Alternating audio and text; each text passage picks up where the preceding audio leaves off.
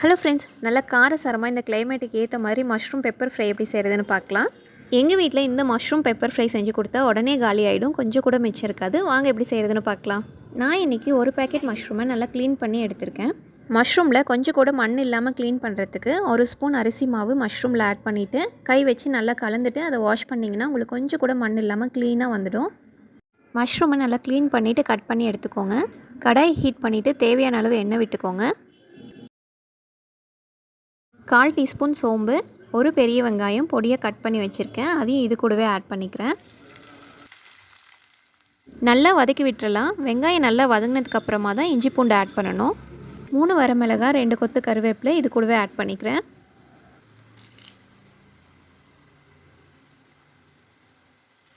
நம்ம இதில் தக்காளியோ தேங்காவோ ஆட் பண்ண போகிறதில்ல.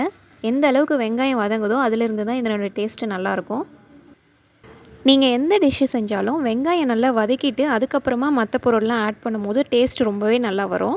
வெங்காயம் நல்லா இந்த அளவுக்கு வதங்கினதுக்கப்புறமா இஞ்சி பூண்டு பேஸ்ட் ஆட் பண்ணிக்கோங்க. நான் இன்றைக்கி இஞ்சியும் பூண்டையும் தனித்தனியாக துருகி தான் ஆட் பண்ணிக்கிறேன். உங்களுக்கு எப்படி விருப்பமாக இருக்கோ அந்த மாதிரி ஆட் பண்ணிக்கோங்க. எல்லாத்தையும் நல்லா கலந்து விட்டுட்டு மசாலாலாம் ஆட் பண்ணிக்கலாம். 2 டேபிள் ஸ்பூன் மல்லித்தூள் ஆட் பண்ணிக்கோங்க. 1 டேபிள் ஸ்பூன் வரமிளகாத்தூள் ஆட் பண்ணிக்கோங்க. 1/4 டீஸ்பூனுக்கும் கம்மியாக மஞ்சள் தூள் ஆட் பண்ணிக்கோங்க. எல்லாத்தையும் நல்லா மிக்ஸ் பண்ணி விட்டுட்டு கொஞ்சமாக இதுலேயே தண்ணி ஆட் பண்ணிக்கோங்க. தேவையான அளவு உப்பு ஆட் பண்ணிக்கோங்க. கொஞ்சம் நேரம் கொதிக்க விட்டோம்னா மசாலாவில் இருக்க பச்சை வாசனைலாம் போயிடும்.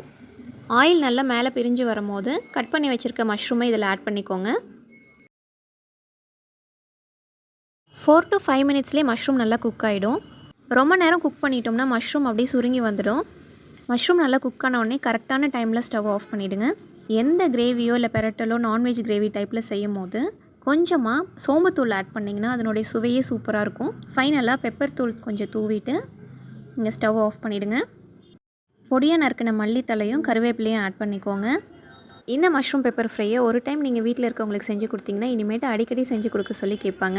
அந்த அளவுக்கு டேஸ்ட்டு ரொம்ப நல்லாயிருக்கும். கண்டிப்பாக மிஸ் பண்ணாமல் செஞ்சு பார்த்துட்டு எப்படி வந்திருக்குன்னு கமெண்ட்டில் சொல்லுங்கள். என்னோடய வீடியோ உங்களுக்கு பிடிச்சிருக்குன்னு நினைக்கிறேன். உங்களுக்கு பிடிச்சிருந்தா மறக்காமல் சப்ஸ்கிரைப் பண்ணிவிட்டு பெல் ஐக்கானை கிளிக் பண்ணி ஆல்ன்ற ஆப்ஷனையும் கொடுத்துருங்க. அப்போ தான் நான் போடுற எல்லா வீடியோஸும் உங்களுக்கு நோட்டிஃபிகேஷனில் காமிக்கும். அப்படியே உங்கள் ஃப்ரெண்ட்ஸ்க்கும் ஷேர் பண்ணிவிடுங்க, அவங்களும் ட்ரை பண்ணி பார்ப்பாங்க.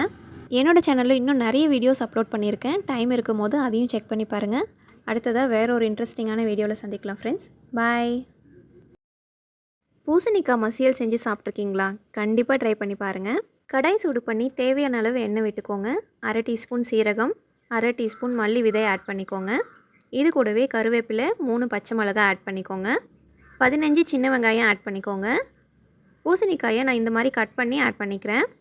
எங்கள் ஊர் பக்கம் இதை பூசணிக்காய்ன்னு தான் சொல்லுவாங்க. நிறையா பேருக்கு பரங்கிக்காய்னு சொன்னால் தான் புரியும். தேவையான அளவு உப்பு ஆட் பண்ணிவிட்டு கொஞ்சமாக மஞ்சத்தூள் ஆட் பண்ணிக்கோங்க. கட் பண்ண தக்காளி ஆட் பண்ணிக்கோங்க.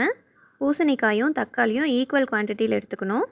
இதை நல்லா கலந்து விட்டுட்டு கொஞ்சமாக தண்ணி ஆட் பண்ணி ஒரு தட்டு போட்டு மூடி வச்சிடலாம். 5 to 7 மினிட்ஸில் காய் நல்லா வெந்து வந்துடும். இனிப்பு, புளிப்பு, காரம் இந்த 3 சுவையும் கலந்த மாதிரியான ரெசிபி தான் இது. கண்டிப்பாக நீங்களும் ட்ரை பண்ணி பாருங்கள். காய் நல்லா வெந்த உடனே ஸ்டவ் ஆஃப் பண்ணிவிட்டு மல்லி இலை ஆட் பண்ணிக்கோங்க. கொஞ்சம் நேரம் ஆற விட்டுட்டு ஒரு மத்து வச்சு நல்லா மசிச்சு எடுத்துக்கோங்க. இந்த மிக்சிலலாம் அரைச்சிட வேண்டாம். உங்களால் எந்த அளவுக்கு நல்ல மைய கடைய முடியுமோ அந்த மாதிரி நல்லா கடைஞ்சி எடுத்துக்கோங்க. இந்த மாதிரி இன்னும் நிறைய ரெசிபிஸ் என்னோடய பேஜில் அப்லோட் பண்ணியிருக்கேன், அதையும் செக் பண்ணி பாருங்கள். டாட்டா பை, நெக்ஸ்ட் வீடியோவில் பார்க்கலாம். கடாய் சூடு பண்ணி கொஞ்சமாக எண்ணெய் விட்டுக்கோங்க. ஒரு கொத்து கருவேப்பிலை, 4-5 வரமிளகாய், சின்ன நெல்லிக்காய் சைஸ் புளி ஆட் பண்ணிக்கோங்க. இது கூடவே 1/2 கை அளவு பொடியாக கட் பண்ண தேங்காய் ஆட் பண்ணிக்கோங்க. இது எல்லாத்தையும் நல்லா கலந்து விட்டுட்டு தேவையான அளவு உப்பு ஆட் பண்ணிக்கோங்க. உடம்பு சரியில்லாமல் இருக்கப்போ சாப்பிட்றதுக்கு எதுவுமே பிடிக்காது. அந்த டைமில் இந்த துவையல் செஞ்சு கொடுத்தீங்கன்னா ரொம்ப விரும்பி சாப்பிடுவாங்க.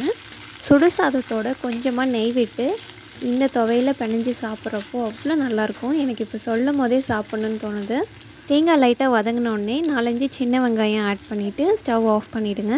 இதை நல்லா ஆற வச்சு இந்த மாதிரி மையை அரைச்சி எடுத்துக்கோங்க. ரொம்ப டயர்டாக இருக்க அன்றைக்கெலாம் 2 மினிட்ஸ்லேயே இந்த துவையில் செஞ்சுட்டு ஒரு ரசம் வச்சோம்னா போதும். அவ்வளோ ஈஸியான ரெசிபி. இது கூட ஒரு எக் ஆம்லெட்டோ இல்லை வத்தல் வச்சு சாப்பிட்டோம்னா அவ்வளோ நல்லாயிருக்கும்.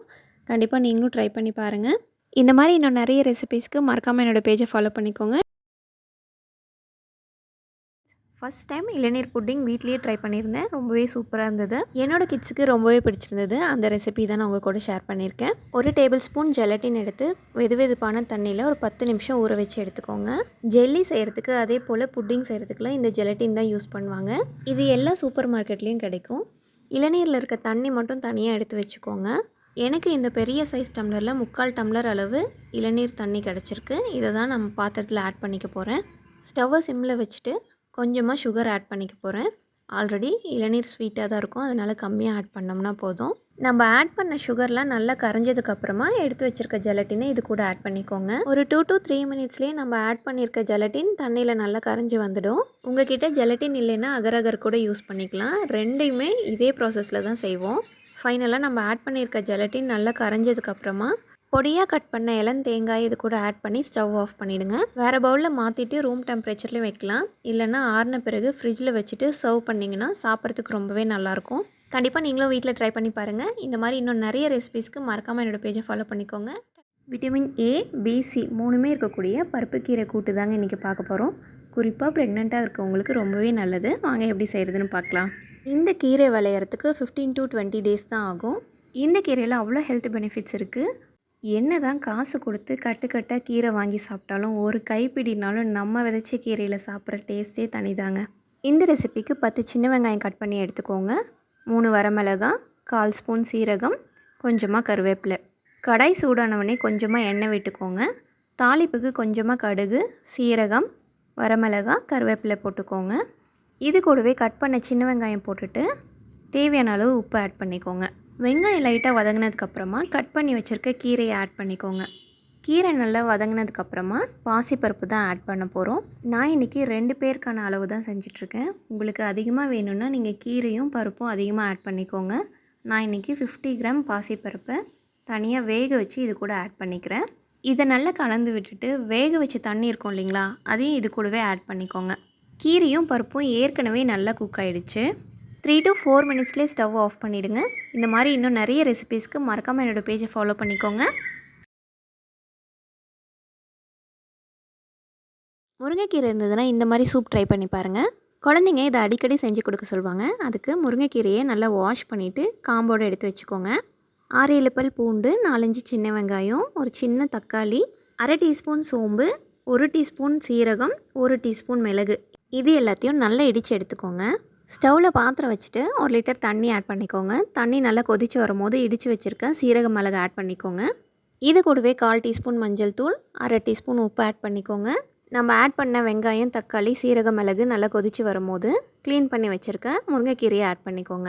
முருங்கைக்கீரையில் இருக்க மாதிரியே அதனுடைய காம்புலேயும் நிறைய சத்துக்கள் இருக்குது. அதனால தான் நம்ம முழுசாக ஆட் பண்ணியிருக்கோம். இப்போ வர சளி காய்ச்சல்லாம் உடனே சரியாகிறதுல 10 to 15 days வரைக்கும் அதனுடைய பாதிப்பு இருக்குது. அந்த டைமில் ஒரு நாள் விட்டு ஒரு நாள் இந்த சூப் எடுத்துக்கும் போது கொஞ்சம் சீக்கிரமாக க்யூர் ஆகிறதுக்கு வாய்ப்பு இருக்குது. நல்லா கொதித்து வரும்போது அந்த கீரையில் இருக்க எசன்ஸ்லாம் நல்லா இறங்கிடும். உடம்பு சரியில்லாமல் இருக்கப்போ நிறைய மருந்து மாத்திரைலாம் சாப்பிட்ருப்போம். அப்போ சாப்பிட்றதுக்கு எதுவுமே பிடிக்காது. எது சாப்பிட்டாலும் கசப்பாக இருக்க மாதிரியே இருக்கும். அந்த டைமில் இந்த சூப் செஞ்சு சாப்பிட்டோம்னா மெல்ல மெல்ல சரியாயிடும். இந்த மாதிரி நான் நிறைய ரெசிபீஸ்க்கு மறக்காமல் என்னோடய பேஜை ஃபாலோ பண்ணிக்கோங்க. வாயில் வச்ச உடனே கரையிற மாதிரியான நெய் மைசூர் பாக் எப்படி செய்கிறதுன்னு பார்க்கலாம். அதுக்கு 1 கப் கடலை மாவு, 3/4 கப் பால் பவுடர் எடுத்துக்கோங்க. ரெண்டுத்தையும் நல்லா கலந்து விட்டுருங்க. எந்த கப்பில் மெஷர் பண்ணிங்களோ அதே கப்பில் 1/2 கப் நெய் எடுத்து நல்லா கலந்து விட்டுருங்க. நல்லா இந்த கன்சிஸ்டன்சிக்கு வர வரைக்கும் நல்லா கலந்து விடுங்க. இதை ரெடி பண்ணி தனியாக எடுத்து வச்சுருங்க. அதே மெஷரிங் கப்பில் 1/2 கப் சர்க்கரை ஆட் பண்ணிக்கோங்க.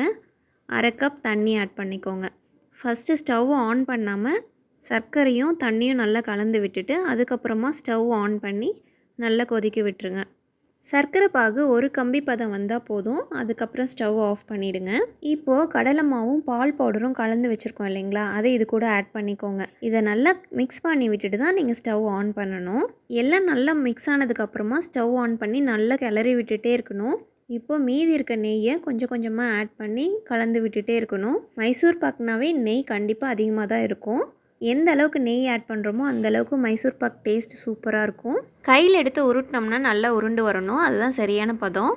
வேறு ஒரு பிளேட்டில் நெய் தடவி நல்லா செட் பண்ணிவிடுங்க. இந்த மாதிரி இன்னும் நிறைய ரெசிபீஸ்க்கு மறக்காமல் என்னோடய பேஜை ஃபாலோ பண்ணிக்கோங்க. பாய்.